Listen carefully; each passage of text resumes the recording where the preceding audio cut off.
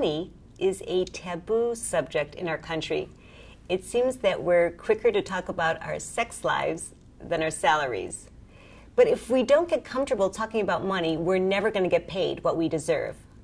My guest today is Jim Hopkinson, aka the Salary Tutor. He's going to share the secrets of salary negotiation with us. Jim, why is it so challenging for us to talk about salaries and to negotiate our salaries?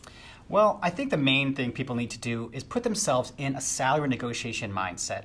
For some reason, people don't think that in a job search situation that they can make a counteroffer, or they're afraid to. But companies are expecting this. To take it to another part of life, you wouldn't walk onto a used car dealership, right, and say, how much is that 1999 Toyota Camry with 100,000 miles? And the guy's like 10,000. You don't say, okay, sounds good. No, they expect a counteroffer. So you bring in your research and you kind of go back and forth. You settle on a number that makes sense. And it's the same way with the job search. But people do, they just get so anxious. A LinkedIn study showed that 39% of people were anxious around salary negotiation.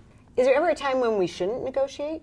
There's a few. So if you're an intern or you're entering a program where the salary is stated and there's no changing that, but it's not about the wrong timing, it's that people are negotiating in the wrong way. Okay, the wrong way. What are we doing wrong when it comes to salary negotiation? So here's a couple of mistakes that people are making. The first one is not doing enough homework. You've got to go in there. Data is your friend. So the more data that you can come in and knowing what your value is in the marketplace, the better you're going to be able to do. The second is people get too emotional in this. And listen, you're not begging for a raise, you're not demanding a raise, you're not stomping your foot and making ultimatums. It's a business decision backed up by research. And then the last thing people do is they make it too personal. Listen, if you're a younger student going for your first job, the fact that you're still at home with your parents and want to move in the city and have student debt, that's not why you should get more money. If you're older and you've got a mortgage or getting married or something, not the reason. Your company's going to pay you based on the value you bring to them. Got it.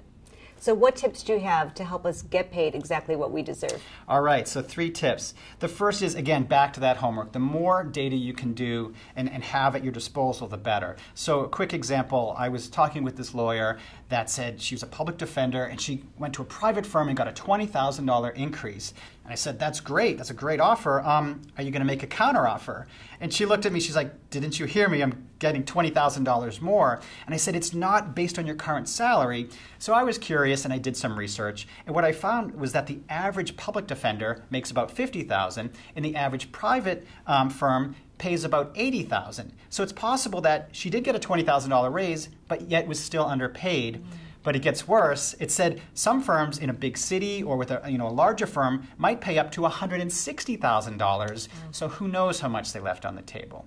Another tip I can give is that if the number is unknown, you want to get them to name it first. So if they ask you what your requirements are, kind of deflect it and throw it back at them and say, well, what kind of budget were you thinking?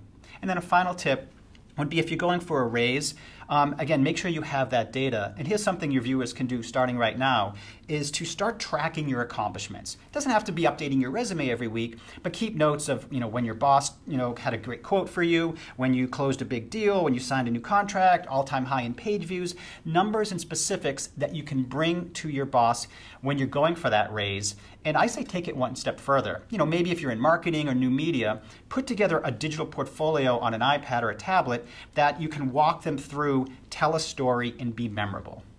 Got it. Thank you, Jim. You're welcome. If you have a salary negotiation coming up, don't sweat it because there are free resources on thesalarytutor.com. Did you like this vlog? Yes? Then please like it, share it, post it, tweet it, or simply just write in your comments below. I'm Ora, Executive Coach. Power up your leadership presence.